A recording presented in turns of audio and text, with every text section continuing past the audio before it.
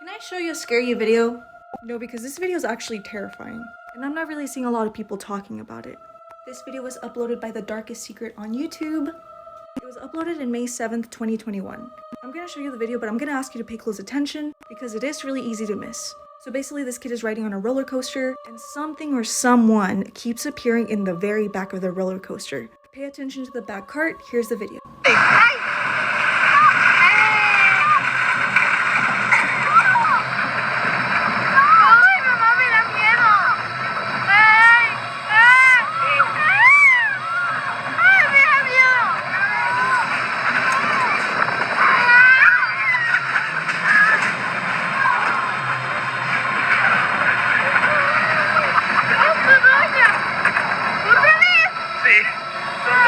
Son 5 o 6 vueltas.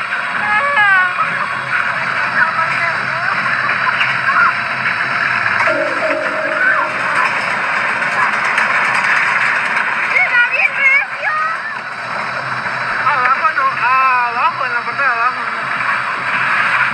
¿Y no te caes? Es una pista.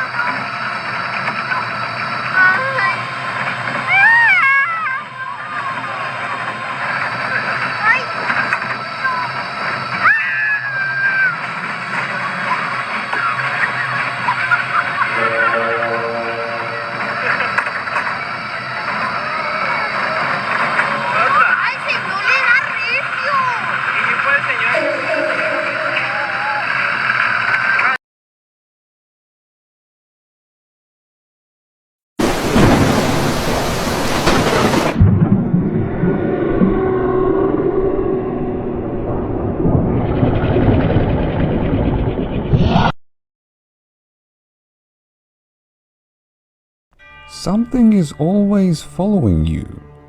You're never truly alone. At least that's what many Muslims believe.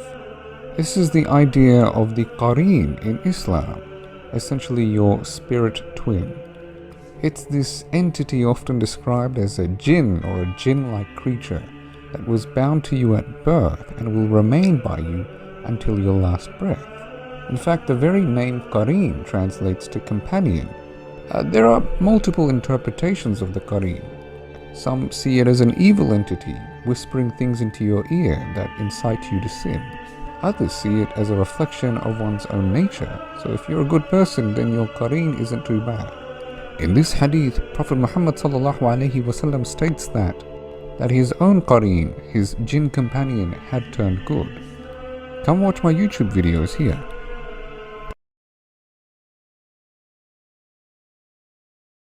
You good? Like 10 minutes this went on. And I'm like, oh my god. Oh, you're looking at your cat.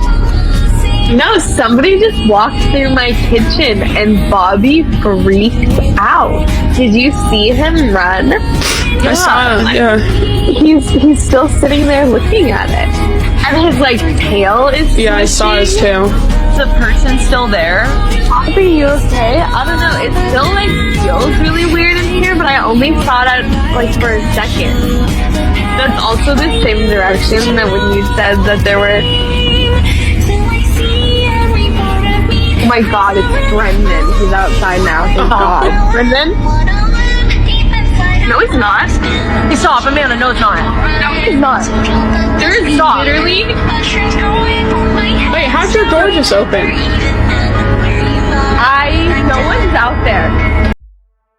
I found some sort of hive in my attic. The exterminators wouldn't go near it. This all started about a week ago, when my wife sent me up to the attic to look for a box of old photos. As I was searching, my flashlight beam passed over something in the corner of the space. A dark mass, about as thick as a small tree trunk, with tendrils reaching out onto the floor and ceiling. My first thought was that it must be some kind of crazy black mold growth. I took a few steps towards it to get a better look, and that's when I first saw movement. I remember, when I was a kid, finding a giant ant mound in the woods behind my school. This was like that, the shifting of a million little creatures packed closely together. Disgusted, I quickly backed away and left the attic. I told my wife we had some sort of insect infestation and resolved to call pest control later that evening. The next day, 2 exterminators arrived, and I tried explaining to them what I'd seen. They shared a skeptical glance as I was describing the size of the mess but told me I could be dealing with a large beehive or perhaps termites. I showed them to the attic door, which was the hedge kind, with a drop-down ladder. They didn't ask me to go up with them, which I found to be a relief because I didn't want to look at the thing again. Just thinking about it made my skin crawl. I stood at the base of the ladder for about 10 minutes, until finally, they came back down. I don't think I've ever seen an expression like the one the lead exterminator was wearing. He was white as a sheet, his eyes wide. Will you be able to take care of it? I asked. He had a thick South American accent. English clearly wasn't his first language. This is not for us, he said simply. What exactly am I dealing with? He didn't answer, just shook his head. I saw his coworker make the sign of the cross. I was starting to get a bit annoyed. I asked, well, do you have any recommendations? He looked me dead in the eyes. Move. The two of them left quickly after that. I was stunned, but my surprise soon turned to anger. These guys were supposed to be professionals, weren't they? I decided I'd hire a different exterminator company. In the meantime, just to be safe, I checked my family into a hotel. Blaine's Pest Control advertised themselves as the ultimate vermin annihilator, so I gave them a call and arranged a time for them to swing by our property. The day came and went, and I didn't get a call back from them. I decided I needed to go to the house. When I arrived, a white van was parked in my driveway, with a green logo on the side that read, Blaine's Pest Control. I knocked on the front door of the house, before letting myself in with my key. Hello, I called. As I stepped inside, no response. I moved to the second story. The door to the attic was on the ceiling in the upstairs hallway, and I saw that it was open, the ladder fully extended. I decided to check it out. I climbed the ladder, and when I reached the top, I took out my phone and turned on the flashlight app. There was no sign of anyone else there. Once again, I saw the mask positioned in the corner, thick and black and squirmy. This time, curiosity got the best of me, and I decided I needed to have a closer look at it. I forced myself to move in, holding the light out as far in front of me as possible. When I first saw the creatures up close, I thought they were spiders. That is, until I took a couple more steps forward. I realized they looked more like tiny starfish, only with 4 tendril-like legs instead of 5. They were jet black, with uniformly smooth bodies, each about the size of a quarter. They scurried over each other at a frantic pace. I stared at them with horrified fascination. They were like